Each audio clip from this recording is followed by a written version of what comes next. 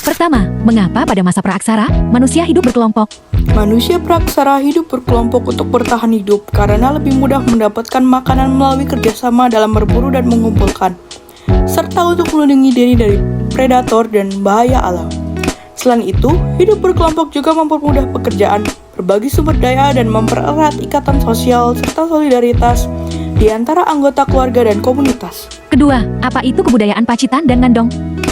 Apa itu kebudayaan Pacitan? Kebudayaan Pacitan ditemukan di daerah Pacitan, Jawa Timur, khususnya di Sungai Basoko. Ciri khasnya adalah alat-alat batu kasar dan sederhana seperti kapak perimbas, kapak penetak, dan alat serpi.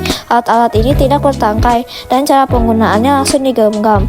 Manusia pendukung diperkirakan berasal dari jenis Pithecanthropus dan Homo erectus.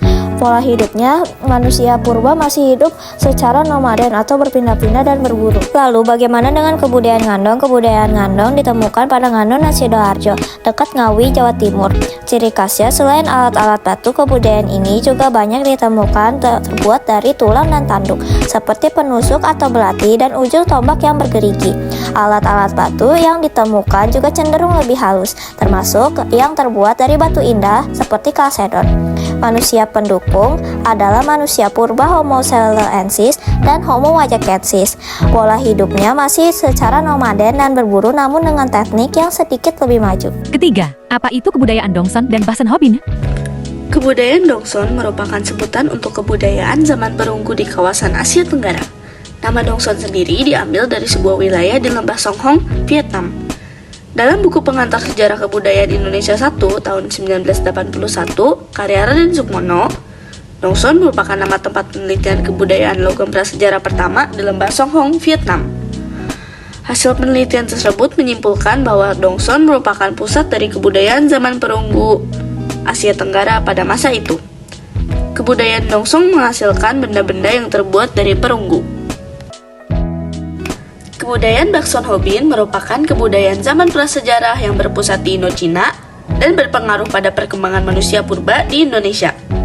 Basenhobin digunakan untuk menunjukkan tempat-tempat pembuatan kapak dan alat-alat yang terbuat dari batu. Salah satu sisi dari batu dipangkas dan disesuaikan tergantung kegunaannya. Kebudayaan ini dianggap sebagai salah satu pusat kebudayaan pada zaman batu di Asia Tenggara dan Indochina. Keempat, ada dua cara atau dua teknik pembuatan perkakas logam. Sebutkan dan jelaskan dua teknik tersebut disertai langkah pembuatannya. Pada zaman manusia praksara, untuk membuat perkakas-perkakas logam dibutuhkan keahlian dalam memperoleh batuan yang mengandung logam dan juga kepandaian dalam mencetak logam. Ada dua teknik dalam mencetak logam, yaitu teknik bivalve dan teknik ecir perdu. Teknik ecir perdu. Teknik ecir perdu atau cetak tuang menggunakan lilin atau tanah liat dalam pembuatannya. Untuk membuat cetak tuang, kita harus membentuk model lilin terlebih dahulu, setelah itu dilapisi dengan tanah liat. Tanah liat perlu dilubangi bagian bawah dan atasnya. Fungsi bagian lubang atas digunakan untuk menuangkan cairan logam dan bawahnya untuk mengeluarkan lilin yang cair. Setelah dilapisi akan dipanaskan dengan api. Otomatis lilin akan keluar dari bawah karena lilin tersebut telah mencair. Setelah tanah liat mengeras, artinya cetakan sudah siap dituang dengan cairan logam. Sebelum menuang logam, lubang bagian bawah harus ditutup dengan rapat agar tidak keluar dari cetakan. Setelah logam dituang, biarkan logam mendingin. Setelah mendingin, kita harus menghancurkan cetakan tanah liatnya agar dapat mengambil logam tersebut. Setelah itu, logam sudah menjadi padat dan dapat digunakan. Teknik bivalve. Teknik bivalve atau teknik setangkup adalah teknik yang dapat dibuka dan ditutup untuk berulang kali. Awal-awal kita membuat dua cetakan setangkup sesuai dengan model yang diinginkan. Setelah itu kita tuang dengan logam cair. Setelah logam mendingin, buka cetakan setangkup dan jadilah kerajinan logam yang kita inginkan. Kelebihan dari teknik setangkup ini adalah cetakan yang kita pakai bisa berulang kali. Kelima, asal-usul nenek moyang bangsa Indonesia menurut teori A. Teori Afrika, B. Teori Yunan, C. Teori Nusantara, D. Teori Taiwan. Teori Afrika adalah teori yang mengatakan bahwa nenek moyang bangsa Indonesia berasal dari Afrika dan bermigrasi ke seluruh dunia. Teori Yunan. Teori Yunan menyatakan bahwa nenek moyang bangsa Indonesia berasal dari Yunan, daerah di Cina Selatan. Teori Nusantara adalah salah satu teori dalam persebaran manusia yang ada di Indonesia, di mana teori ini mengatakan bahwa asal-usul manusia yang menghuni wilayah Nusantara ini tidak berasal dari luar, tapi mereka sudah hidup dan berkembang di wilayah Indonesia itu sendiri. Teori Taiwan. Teori Taiwan menyatakan bahwa nenek moyang bangsa Indonesia berasal dari Taiwan atau Kepulauan Formosa. Keenam, klasifikasikan dan kelompokkan ciri fisik suku di Indonesia dari keturunan A. Ras Veda, B. Ras Proto-Melayu, C. Ras Melanesoid, D. Ras Austronesia, E. Ras Deutero-Melayu. Ras Veda adalah ras yang berasal dari Ceylon, Sri Lanka yang kemudian tinggal di Asia Tenggara. Ciri fisik mereka adalah kulit berwarna gelap atau coklat tua hingga hitam, rambut hitam dan ikal, mata yang dalam dan tampak berang, hidung lebar dan pesek, serta postur tubuh yang tegap dan tinggi badan sedang.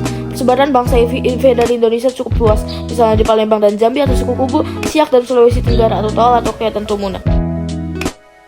Bangsa Proto-Melayu adalah nenek moyang bangsa Indonesia yang datang ke Nusantara pada sekitar 1500 sebelum Masehi. Bangsa ini masuk ke Nusantara melalui dua jalur, yaitu jalur barat melalui Malaysia dan Sumatera dan jalur timur melalui Filipina dan Sulawesi. Berikut ini adalah ciri-ciri dari bangsa Proto-Melayu. Berasal dari Yunan, masuk ke Nusantara 1500 sebelum Masehi, kulit berwarna kuning kecoklatan, berambut lurus, bermata sipit. Suku keturunan ras Proto-Melayu adalah Dayak, Toraja, Mentawai, Nias, Gayo, Alas, Kubu, Sasak, Papua, dan lain-lain.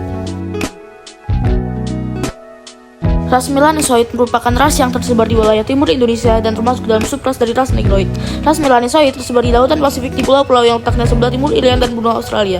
Ciri-ciri yang dimiliki oleh ras Melanesoid adalah warna kulit hitam, rambut hitam dan keriting, bibir agak tebal, postur tubuhnya tegap, hidung lebar, rahang sangat menonjol, tingginya sekitar 160 hingga 170 cm.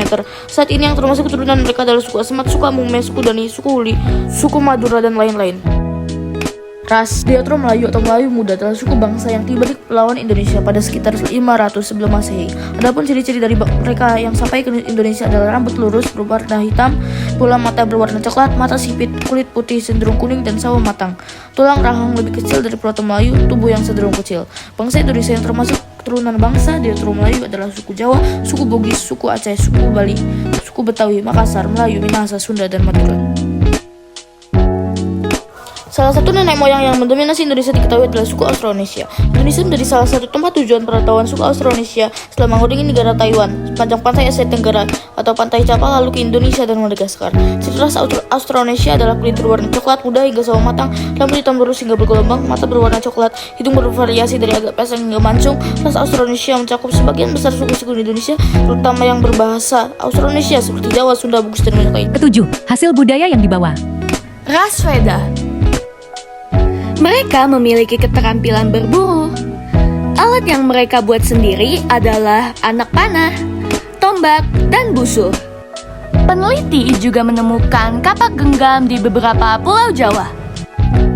Ras Proto-Melayu. Mereka membuat alat-alat dari logam, seperti nekara, moko, kapak corong, arka perunggu, dan bejana perunggu. Mereka juga membawa sistem kepercayaan, yaitu animisme dan dinanisme. Ras Melanesoid. Mereka membuat alat dari batu bernama kapak genggam. Mereka juga membuat alat dari tulang dan tanduk rusa bernama kapak pendek. Ras Austronesia.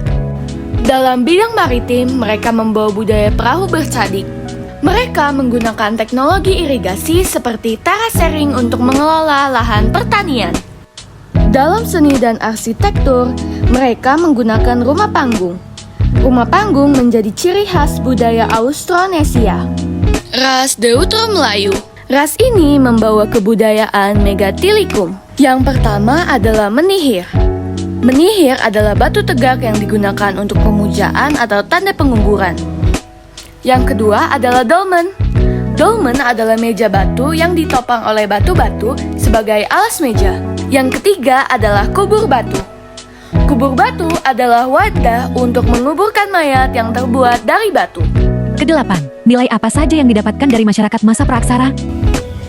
Nilai-nilai apa saja yang didapatkan pada masyarakat masa praksara?